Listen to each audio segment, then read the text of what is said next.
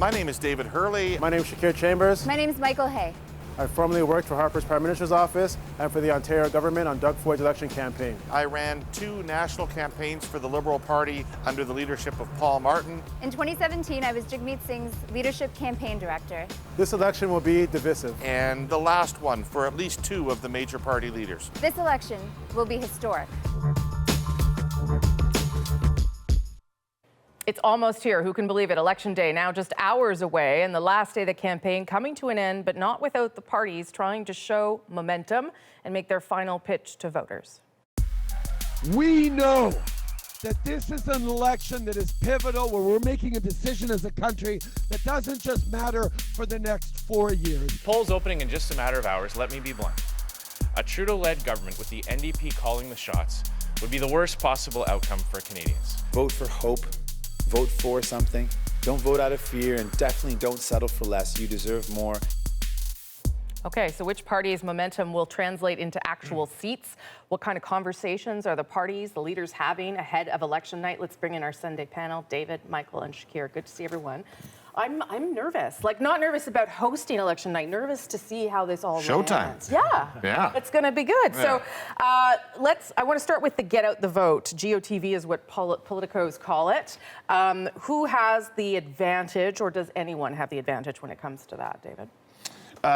Well, I think that the Liberals and the Conservatives have historically had very strong organizations. I think for a long time the Conservatives had the best organization in the country. I think maybe in the last 4 or 5 years, the Liberals have caught up. The NDP have always had incredibly strong get-out-the-vote operations in the areas where they're competitive and where they play. In particular, right? And usually involving a lot more people than the other parties do. So I'm not sure that that's really a competitive advantage for anybody on the ground. The Bloc will have the weakest, and that won't really affect their vote that much because. It is something that they think about, though, in these dying hours, is everybody sort of moves out of the war room and out into the field to try and get people working and pushing the vote. Yeah, in the last week, Pulling the vote. Probably before the advance polls opened, the central campaigns would have emptied out into local ridings, and those local ridings would have been the ones that the campaigns are prioritizing, like the swing votes, the swing ridings. And what I've experienced on campaigns is that a good ground game, a good get out the vote effort can make the difference between like 3 and 5%. So it can actually be what wins you that seat.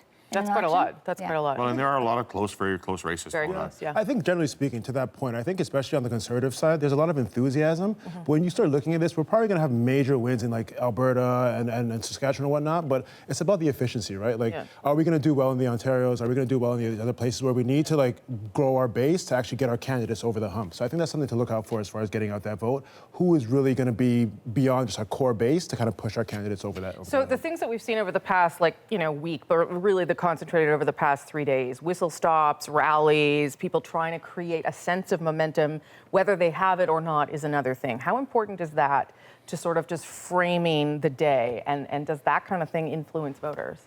It does, actually. Yeah. It does. I mean, first of all, momentum can be very important for your own supporters so that they feel that you've got something going on and they feel the energy and they're motivated by it. But there's also a bandwagon effect, right? People like to be associated with winners. There's people at the end that like they True. do. No right? one wants to choose the loser. Exactly. Yeah. So, how you look in these last few days, whether you look like you're limping in or whether you look like you're roaring triumphantly in, can actually, persuade some people. And is there anyone who's not looking like they're, giving it their all? I don't know. They're all pretty still full of pep and energy and bringing out people. I think we all look pretty good. I would say, especially on my side, I think some of the news over the weekend might have blunted the message a little bit, kind of took us off track quite a bit. But I think ultimately perception matters, right? And if you're on TV and it looks like you're doing well, you're having these large rallies, people might just follow that and say, yeah, I'll cast a ballot for these. Yeah, I'm not worried about him. Yeah. Yeah, I think momentum and like having tons of rallies helps people sign up to volunteer, and getting out the vote is really about taking a base of volunteers at a local level and applying them to identified supporters that you would have been identifying for 40 days on a local campaign. So you need a lot of volunteers. You need a good feeling in order to actually get out the vote. I'd say the challenge for the NDP is that they have a huge base of support coming from a younger population, so they probably have a lot of first-time voters. So they need a lot more help to get to the polls. If you're voting for the first time, you need to know what identification you need to bring, where you can actually go, the hours of the day. It's the first time you've ever done something, so it's a bigger effort to get out the vote. And then on top of that, we've seen in the last week or two a huge digital game by Jagmeet Singh. He's gone viral a ton of times, which is great because he doesn't have the same ad buy capacity that the Liberals and Conservatives have. But I'm interested to see tomorrow if there's a digital get out the vote strategy that corresponds with that to actually pull the youth vote out for the party. Yeah, because a really interesting challenge for the NDP is that with their support having almost doubled in sort of the last 2 weeks, you have a ton of support you've not identified. Right? So you can't fully pull your vote because you don't know what it is. You don't even know where it is. So digital, that's where the digital part will come in, I presume. Let's just talk about tomorrow night. So, you know, the polls show it's very close. We can debate whether it's actually that close. But we've heard over the past week people trying to position themselves around what happens tomorrow. You know, Andrew Scheer saying that the government, that the party who wins the most seats gets the first chance to govern. That's the convention. Of course, that may not end up being what happened. But how important is the response to tomorrow night? Say things are tight. How important is that response? If things aren't tight, this is all moot. But if they are as tight as they could be, positioning themselves, how important is that message? Do you want to start, Shakir? Yeah, I think ultimately, if the Conservatives do get the majority of the seats, or the plurality of the seats, I think it's important for sure, obviously, not to concede defeat, right? If I can get a chance to govern, how will this look? Who would be on our side? But I think the biggest thing here is that for the Conservatives, there's no natural governing partnership, right? Whether it's on the left, you have the Liberals, you have the Greens, you have the NDP, who kind of overlap on policy positions. But for us, our group, we have very opposite policy. So I think for him, it's a matter of what would a partnership look like, and then ultimately never conceding defeat if you think there's a chance for you to actually form this government moving forward.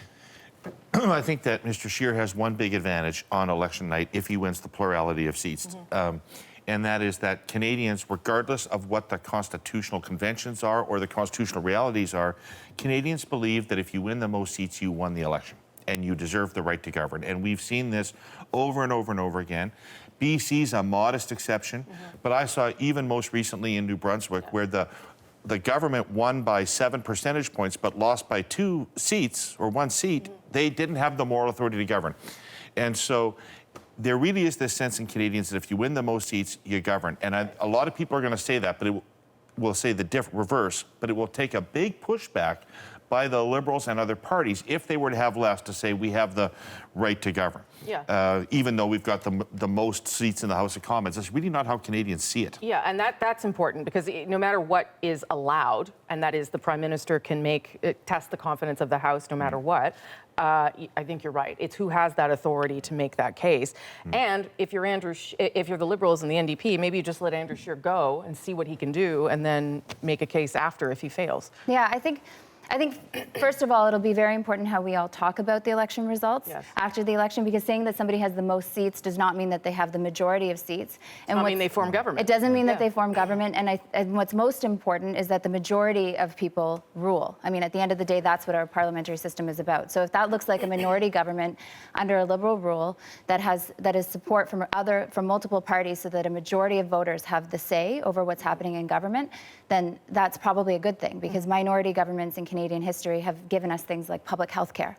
And we actually have... A flag. And a flag. And we actually have what David just referenced in British Columbia. We have a premier, John Horgan, who is a premier under a minority government who says that it's something to be celebrated because he can get more work done and they find themselves working harder and faster. So I think if we end up in a minority situation, it's something that Canadians have said that they want. It's something that they've signaled, that they don't want the Conservatives to govern. They don't want a majority of Conservative power in the country.